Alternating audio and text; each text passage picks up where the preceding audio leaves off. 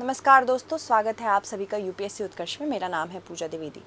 चीन अपनी हरकतों से बाज नहीं आ रहा है। ये बॉर्डर विलेजेस बना रहा है जो कि एक डिफेंस स्ट्रक्चर माना जाता है मिलिट्री पार्लेंस में, यानी कि आम मिलिट्री की बोलचाल में। जब हम आर्मी से संबंधित बोलचाल की बात करते हैं तो बॉर्डर विलेजेस यानी कि जो सीमा के पास गांव बनाए जाते हैं वो एक डिफेंस के रूप में कार्य करते हैं। तो इसी से संबंधित हम सारी चीज़ें आज समझेंगे कि चीन किस प्रकार से आज भी भारत के समीप बहुत सारे बॉर्डर विलेजेस बना रहा है। हमने देखा कि 2020 का जो गलवान क्लैश था उसके बाद से लगातार भारत और चीन के बीच में वार्तालाप जारी रही और इसी वार्तालाप का ये नतीजा रहा कि हाल ही में हमने डिसंगेजमेंट करना शुरू कर दिया है। भारत अपने ट्रूप्स हटा रहा है, चाइना अपने ट्रूप्स हटा रहा है ताकि वहाँ पे बॉर्डर पे ज़्यादा टेंशन्स ना हो। पर चाइना है, ये टेनेशियस है। ये जिस प्रकार से अपने बॉर्डर्स को बढ़ाना चाह रहा है, इसके ये एम्बिशंस नहीं ख़त्म हो रहे हैं। तो इसी के बारे में हम चर्चा करेंगे। चीन अपनी सुदूर हिमालयी सीमा पर नए गांव बसा रहा है। कुछ गांव तो भूटान की सीमा लांघ भी चुके हैं। हमने देखा था डोकलाम स्टैंड ऑफ जब हुआ था। डोकलाम एक ऐसा क्षेत्र है जो सिक्किम, भूटान और भारत के ट्राई जंक्शन पे है। 2017 में जब चीन यहाँ पे रोड्स बना रहा था और ये भूटान के बहुत समीप आ गया था, ट्रीटी ऑफ फ्रेंडशिप को मद्देनज़र रखते हुए भूटान ने भारत को इनवाइट किया था कि आप चीन के अगेंस्ट बात करिए। तो यहाँ पे डोकलाम स्टैंड ऑफ की वजह से चीन और भारत के बीच में लगातार इश्यूज पनपते आ रहे हैं। धुंध से आच्छादित हिमालय की ऊंचाई पर जहाँ एक समान तिब्बती शैली के मकानों की कतारें दिखाई देती हैं, जिनमें से प्रत्येक के ऊपर एक चीनी झंडा लगा हुआ है, इस सुदूर इलाके में निर्माण कार्य जोरों पर चल रहा है। सड़क के किनारे लकड़ियों और अन्य निर्माण सामग्री का ढेर लगे हुए हैं। इसी के अलावा पास की पहाड़ी पर क्रेनें बढ़ते हुए आवासीय ब्लॉकों के ऊपर खड़ी है। मतलब ये सारी चीज़ें मैं बताने की कोशिश कर रही हैं कि किस प्रकार से काम अभी भी चल रहा है और ये काम आगे भी चलेगा, क्योंकि भूटान और चीन के समक्ष जो विवाद है सीमा को लेकर वो अभी भी सुलझा नहीं है। यह गांव जिसे डेमलोंग के नाम से जाना जाता है, जिसकी औपचारिक स्थापना पिछले साल मार्च में 70 परिवारों के समुदाय के साथ हुई, चीनी बस्तियों की एक श्रृंखला में से एक है जो कि भूटान के आधिकारिक मानचित्रों में दर्शाई गई सीमा के भीतर आती है। 10 लाख से भी कम लोग का एक बौद्ध साम्राज्य जो चीन के साथ औपचारिक अंतर्राष्ट्रीय सीमा पर कभी सहमत नहीं हुआ, ये भूटान की बात हो रही है। सदियों से पूर्वी हिमालय में समुद्र तल से लगभग 14,000 फीट यानी कि 4200 मीटर की ऊंचाई पर स्थित है। इस कठोर एवं दुर्गम क्षेत्र में गर्मियों के मौसम में चरने वाले चरवाहों की मुख्य रूप से मौजूद रहते हैं, लेकिन अब यहाँ की आबादी बढ़ रही है क्योंकि चीनी सरकार तिब्बत के पार सैकड़ों लोगों को यहाँ बसाने के लिए प्रोत्साहित कर रही है, जो कि भूटान की सीमा से परे है। ये बस्तियाँ विवादित परिधीय क्षेत्रों पर अपना नियंत्रण स्थापित करने के लिए चीन के बढ़ते प्रयासों का एक और शांत पहलू दर्शाती है। शांत पहलू क्या होता है? आप कंस्ट्रक्शन करते रहिए, किसी से आप ज़ोर ज़बरदस्ती से लड़िए मत कि ये वाला क्षेत्र हमारा है। बस जाके आप वहाँ गांव बसा दीजिए, वहाँ रोड्स कंस्ट्रक्ट कर दीजिए, ब्रिजेस कंस्ट्रक्ट कर दीजिए। तो इन सारी चीज़ों से ये पता लग जाता है कि ये एक शांत रूप से कब्ज़ा करना है, शांतिपूर्ण कब्ज़ा है ये। इसके अलावा यह प्रयास दक्षिण एवं पूर्वी चीन सागर से भी हो रहा है, क्योंकि चीनी नेता शी जिनपिंग राष्ट्रीय सुरक्षा को मजबूत करना चाहते हैं, साथ ही साथ अपने प्रतिद्वंद्वी के मुकाबले चीन की स्थिति को मजबूत करना चाहते हैं। भूटान और चीन के बीच दशकों से सीमा विवाद पर बातचीत चल रही है, लेकिन अभी तक कोई समाधान नहीं निकला है। इन चर्चाओं की पृष्ठभूमि में भारत भी शामिल है, जो कि चीन का सबसे बड़ा क्षेत्रीय प्रतिद्वंदी है। साथ ही साथ परमाणु हथियार संपन्न पड़ोसी देश पहले भी युद्ध कर चुके हैं। दोनों ही के पास परमाणु हथियार हैं। भारत भी एक न्यूक्लियर वेपन कंट्री है, चीन भी एक न्यूक्लियर वेपन कंट्री। हालांकि हमें पूरा भरोसा है एशिया में किसी भी प्रकार की न्यूक्लियर वॉर नहीं होगी, क्योंकि सभी जानते हैं एशियन कंट्रीज़ भले ही इस समय सीमा को लेकर विवाद कर रही हों, बस हम अगर ऐतिहासिक रूप से देखें इसे, कॉमन ग्राउंड्स हम बहुत जल्दी फाइंड आउट कर लेते हैं। इसके अलावा हाल ही में उनके बीच विवादित 2100 मील की सीमा को लेकर कई झड़पें हुई थी। ये लद्दाख से संबंधित है, जो भूटान तक फैली हुई थी। बीजिंग की नज़र में भूटान उसकी राष्ट्रीय सुरक्षा के लिए और भी अधिक महत्वपूर्ण है, क्योंकि अगर तिब्बत को दबा के रखना है, तिब्बत में बुद्धिस्ट नेशनलिज्म को दबा के रखना है, तो भूटान, अरुणाचल प्रदेश जो कि भारत का है, और लद्दाख जो कि भारत का है, इसको कब्जाने की कोशिश चीन अत्यधिक कर रहा है। तो जैसे कि आप देख सकते हैं यह है भूटान। भूटान एक लैंडलॉक्ड कंट्री है जो कि भारत और चीन से घिरी हुई है। यहाँ आप देखेंगे इस क्षेत्र को ये डोकलाम या फिर डोंगलांग कहलाता है। ये सिक्किम जो कि इंडिया का पार्ट है, भूटान और तिब्बत ऑटोनॉमस रीजन, इनके बीच में एक ट्राई जंक्शन है। ट्राई जंक्शन एक ऐसा रीजन होता है जहाँ पे तीन जगहों के रीजन्स मीट करते हैं। तो डोकलाम को चीन कहता है कि ये इसका क्षेत्र है, भूटान कहता है कि इसका क्षेत्र है। हम भूटान के साथ हैं, हम जानते हैं कि डोकलाम भूटान का क्षेत्र है। पर चीन ने 2017 में, यहाँ पे बहुत लंबे समय से काम चल रहा था वैसे तो, बट 2017 में काफ़ी अंदर तक डोकलाम में चला आया था रोड्स बनाते बनाते। और ये ऑल वेदर पक्की रोड्स थी। जब पक्की रोड्स बनाई जाती है तो समझ में आ जाता है कि यहाँ पे बसने के लिए आए हैं या इसे परमानेंटली यूज़ करने के लिए आए हैं। तो बॉर्डर में लगातार ये क्या करेंगे, अपनी प्रेजेंस बना के रखेंगे और जब मौका आएगा तो सलामी स्लाइसिंग के थ्रू ये धीरे धीरे अंदर घुसपैठ करना शुरू करेंगे और बड़ी भूमि का एक बड़ा क्षेत्र अपने पास ले जाएंगे। तो 2017 में क्योंकि हमने भूटान के साथ इससे पहले ट्रीटी ऑफ फ्रेंडशिप साइन की है, तो हमने भूटान के तरफ से डोकलाम स्टैंड ऑफ किया था। बहुत लंबे समय तक ये स्टैंड ऑफ चला था। उसके बाद 2020 में गलवान क्लैश भी हुआ।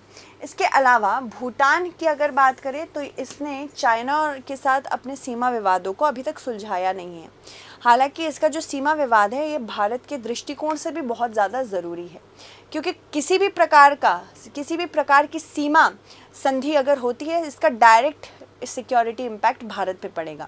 1959 में जब तिब्बत को दबा के किसी न किसी प्रकार से by the use of force चीन ने अपने अंतर्गत कर लिया था, दलाई लामा भारत आ गए थे, तब से हम समझ गए हैं कि चीन कुछ भी कर सकता है। भूटान और नेपाल के साथ भी इसी तरह का व्यवहार कर सकता है। तिब्बत के साथ ऐसा करने की वजह से हम डायरेक्ट बाउंड्री शेयर करने लगे थे चाइना के साथ, जिसकी वजह से आज भी हमको इसका भुगतान देना पड़ा। हम भुगत रहे हैं, इसकी जो प्रॉब्लम्स थी तब की आज भी हम भुगत रहे हैं। भूटान और चीन के बीच सीमा विवाद दशकों से चला आ रहा है। दोनों देशों ने अपनी सीमा विवाद को सुलझाने के लिए कई दौर की बातचीत भी की है। अभी तक इसका कोई भी निवारण नहीं हुआ है। विवाद का मुख्य मुद्दा डोकलाम पठार है। यही पठार है जहाँ पे मैं कह रही थी ना कि यहाँ रोड्स बना रहे हैं।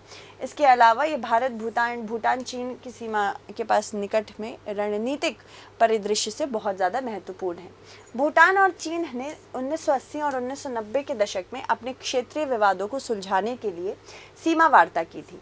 इन चर्चाओं में चुम्बी घाटी और उत्तरी भूटान क्षेत्रों में डोकलाम और जकारलुंग की सीमा भी शामिल थी। हालांकि कोई अंतिम समाधान नहीं निकला। डोकलाम गतिरोध 2017 में शुरू हुआ था। डोकलाम पठार भूटान और चीन दोनों द्वारा दावा किया जाने वाला क्षेत्र 2017 में अंतर्राष्ट्रीय ध्यान का केंद्र बना। इस क्षेत्र में भारतीय और चीनी सैनिकों के बीच में सैन्य गतिरोध हुआ क्योंकि भारत ने भूटान के दावे का समर्थन किया था।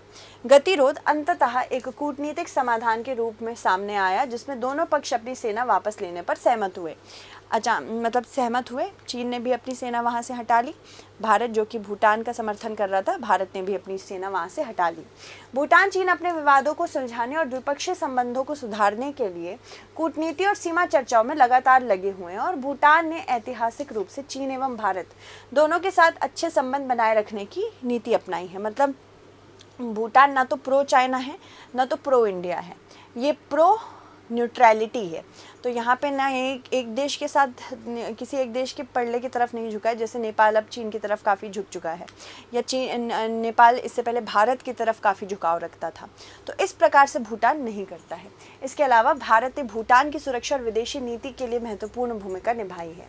सीमा विवाद साथ ही साथ क्षेत्रीय दावे विवाद के मुद्दे रहे हैं, लेकिन भूटान और चीन के बीच व्यापार और कूटनीतिक आदान प्रदान भी होते रहे। चीन भूटान के प्रमुख व्यापारिक साझेदारों में से एक है।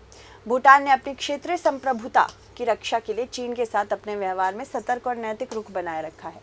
इसने अपने बहुत बड़े पड़ोसी के सामने अपनी स्वतंत्रता और स्वायत्तता बनाए रखने की कोशिश भी की है। इसके अलावा भूटान और चीन के पास कोई भी फॉर्मल डिप्लोमेटिक रिलेशन नहीं, औपचारिक राजनीतिक संबंध नहीं है दोनों के बीच में। पर अभी तक इन्होंने 24 राउंड्स कर लिए हैं बाउंड्री टॉक्स के कि सीमा विवाद का कैसे निवारण करना है। 1984 से 2016 तक लगातार ये ऐसा कर रहे हैं।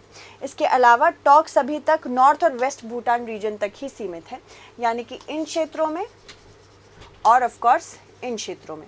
इसके अलावा ईस्टर्न भूटान, ये जो पूरा क्षेत्र ज़्यादातर अरुणाचल प्रदेश के साथ सीमा साझा कर रहा है भारत की, ये इसमें नहीं है। साक्तिंग सेंचुरी के ऊपर सबसे ज़्यादा ध्यान केंद्रित किया जाता है, जो कि अरुणाचल प्रदेश और भूटान के पास है। जून 2020 में चाइना ने अटेम्प्ट किया था कि यूएनडीपी और जीईएफ की फंडिंग रोक सके साक्तिंग के लिए, कि साक्तिंग यहाँ पे डिस्प्यूटेड है, बट ऐसा कुछ नहीं हुआ। भारत और भूटान के बीच में टोटल 699 किलोमीटर की बाउंड्री है, और ये 2006 में ही हमने बाउंड्री बनाई थी भूटान के साथ। इसके अलावा डोकलाम पर चीन का आक्रामक रुख और बदले में भारत की कड़ी चेतावनी हुई थी। भारत चीन संबंधों को खराब करने वाली चिंताओं में नवीनतम वृद्धि है। इसकी शुरुआत तब हुई थी जब भारत ने डोकलाम पठार में चीन की पीपुल्स लिबरेशन आर्मी द्वारा सड़क निर्माण पर आपत्ति जताई। चीन ने डोकलाम को अपने क्षेत्र का हिस्सा बताया था। भारत एवं भूटान इसे डोकलाम कहते हैं, जो भूटान के क्षेत्र के रूप में मान्यता दिया गया है इसको भारत की तरफ से। चीन ने भारतीय सैनिकों पर अपने क्षेत्र में प्रवेश करने का आरोप लगाया और भारत ने चीन पर अपने बंकरों को नष्ट करने का आरोप लगाया था। इसके बाद चीन ने सिक्किम के नाथुला दर्रे से होकर कैलाश मानसरोवर जाने वाली तीर्थयात्रियों का मार्ग भी रोका था। काफ़ी ज़्यादा डिस्प्यूट हुआ था इसको लेके, और बहुत लंबे समय तक हमने इस डिस्प्यूट को सुलझाने की कोशिश भी की थी। यह मार्ग उत्तराखंड के रास्ते लीपू लेक मार्ग से बेहतर विकल्प था। इसे 2015 में तीर्थयात्रियों के लिए खोल दिया गया था। इसके बाद भारत एवं चीन दोनों ने अपने सैनिकों की उपस्थिति बढ़ाई थी। तब से विशेष रूप से चीनी सरकारी मीडिया में वाक युद्ध छिड़ा हुआ था। यद्यपि सैन्य गतिरोध टल गया, लेकिन कूटनीतिक वार्ता से सीमा पार की भावनाओं को शांत करने के लिए कोई विशेष परिणाम नहीं निकला। डोकलाम बहुत महत्वपूर्ण है, क्योंकि पहली बात तो ये त्रिजंक्शन पर स्थित है, ट्राई जंक्शन है। तो भूटान, भारत और चीन तीनों के लिए ये क्षेत्र बहुत ज़्यादा ज़रूरी है अपनी सिक्योरिटी के पर्सपेक्टिव से। चीन का मानना है कि डोकलाम भूटान और चीन के बीच विवादित क्षेत्र है, इसलिए इस क्षेत्र में भारतीय सेना की उपस्थिति ठीक नहीं है। विवादित क्षेत्र भारत के सिलीगुड़ी कॉरिडोर के बहुत करीब है, जिसको हम चिकन स्नेक कहते हैं। इतना पतला है, मतलब चिकन स्नेक इसलिए कहते हैं कि अगर किसी भी देश को, स्पेशली चीन को हमारे ऊपर अगर आक्रमण करना है, नॉर्थ ईस्ट से हमें काटना है, तो ये पूरी की पूरी तरह चिकन स्नेक को अपने साथ काट सकता है। यहाँ पे देखिए, मैं आपको दिखाती हूँ, ये पर्टिकुलर एरिया जो है इसको चिकन स्नेक कहते हैं। तो चीन अगर मान लीजिए यहाँ तक इसने अपनी बढ़त बना ली, अगर इसने यहाँ अपनी बढ़त बना ली चिकन स्नेक पे, यहाँ पे कब्जा कर लिया, तो भारत नॉर्थ ईस्ट इंडिया से पूरी तरह से कट जाएगा अनटिल एंड अनलेस बांग्लादेश हमारा साथ दे। पर अभी आप देख रहे हैं बांग्लादेश भी कितना वॉलेटाइल है। इसके अलावा अगर बात करें, ये 7 पूर्वोत्तर राज्यों को भारत की मुख्य भूमि से जोड़ता है। भूटान एवं भारत के बीच बहुत सौहार्दपूर्ण संबंध है। भूटान और चीन के बीच कोई औपचारिक संबंध नहीं है। इसके अलावा भारत की भौगोलिक स्थिति को देखते हुए भूटान की स्थिति रणनीतिक है। संबंधों को बढ़ावा देने के लिए भारत एवं भूटान ने 2007 में ट्रीटी ऑफ फ्रेंडशिप यानी कि मैत्री संधि पर साइन किया था। इसी के अंतर्गत हमने डोकलाम स्टैंड ऑफ किया था। भारत को भूटान के हितों की रक्षा करते तथा दोनों सेनाओं के बीच घनिष्ठ समन्वय के लिए प्रतिबद्ध करता है। इसके अलावा भारत को चिंता है कि यदि सड़क पूरी हो गई तो इससे चीन को भारत के रणनीतिक रूप से कमजोर चिकन स्नेक तक अधिक पहुंच मिल जाएगी, जो कि 7 पूर्वोत्तर राज्यों को भारतीय मुख्य भूमि से जोड़ता है। अभी एलएसी को लेकर भी काफ़ी विवाद छिड़ा हुआ है, जिस पे हमने पहले ही क्लासेस काफ़ी ले ली हैं। देखो, एलएसी का क्या विवाद है कि इसका कोई मैप नहीं है, नो मैप। ये बस एक कॉन्सेप्ट है, एक आइडिया है। एलएसी चीन कहता है कि 2000 किलोमीटर लंबी है और भारत कहता है ये 3488 किलोमीटर लंबी है। अब यहाँ पे जो चीन बोलता है मैकमोहन लाइन, हम जिसको मैकमोहन लाइन मानते हैं, और ये तिब्बत के रीजन को अरुणाचल प्रदेश से अलग करता है। ये 1816 में शिमला अग्रीमेंट के थ्रू आई थी। शिमला अग्रीमेंट, शिमला संधि तब की ब्रिटिश इंडियन गवर्नमेंट और तिब्बत गवर्नमेंट के बीच में साइन हुई थी, और इसे हम मैकमोहन लाइन कहते हैं। सिर्फ अरुणाचल प्रदेश वाला जो क्षेत्र है, मैकमोहन लाइन। अब यहाँ पे चीन कहता है जब तिब्बत कोई एक अलग सरकार ही नहीं बना सकता तो ये कैसे एक संधि पर हस्ताक्षर कर सकता है, जिसकी वजह से मैकमोहन लाइन को ये मानता ही नहीं है और अरुणाचल प्रदेश को ये दक्षिण तिब्बत कहता है। यहाँ पे मेन इसका इंटरेस्ट जो है तवांग में है। इसके अलावा अगर हम बात करें वेस्ट एरिया की, इसको जॉनसन लाइन कहते हैं। जॉनसन लाइन जो है ये लद्दाख को तिब्बत से अलग करता है और चीन कहता है ये अक्साई चीन का क्षेत्र है। तो यहाँ पे जो वेस्टर्न सेक्टर है और ईस्टर्न सेक्टर सबसे ज़्यादा विवादित है। मिडिल सेक्टर जो है हिमाचल प्रदेश, माफ़ कीजिएगा, हिमाचल प्रदेश एवं उत्तराखंड का, ये बहुत ज़्यादा विवादित नहीं है। इसके ऊपर हमने ऑलरेडी पूरी क्लास ली है, उसको आप ज़रूर देखें। यहाँ क्या क्या विवाद हुआ है वो भी मैंने आपको बताया है। चलिए, तो 6 नवंबर यानी कि आज आखिरी दिन है। जो भी आप यूपीएससी का कोर्स ले रहे हैं उस पर आपको मिलेगी अप टू 90% तक की छूट। कोर्स जो भी लेंगे उसकी आपको 3 महीने की एक्स्ट्रा वैलिडिटी मिलेगी। साथ ही साथ जो भी आप कोर्स फ्री माफ़ कीजिएगा, जो भी कोर्स आप लाइव फ्रॉम क्लासरूम लेंगे उसके साथ एक फ्री रिकॉर्डेड क्लास भी मिलेगी। आज लास्ट डेट है, तो उत्कर्ष क्लासेस का ऐप प्ले स्टोर से डाउनलोड करें, उस पर आपको सारी चीज़ें मिल जाएंगी। ठीक है, क्वेश्चन 1 देख लेते हैं। भारत एवं चीन के मध्य सीमा समझौते के संदर्भ में निम्नलिखित कथनों पर विचार करना है। या एलएसी के 10 किलोमीटर के भीतर लड़ाकू विमानों की उड़ान पर प्रतिबंध लगाता है। 1996 के समझौते के तहत एलएसी के निकट प्रमुख श्रेणी के हथियारों की तैनाती को सीमित किया गया है। तो आपको बताना है इनमें से कौन सा कथन सत्य है। धन्यवाद।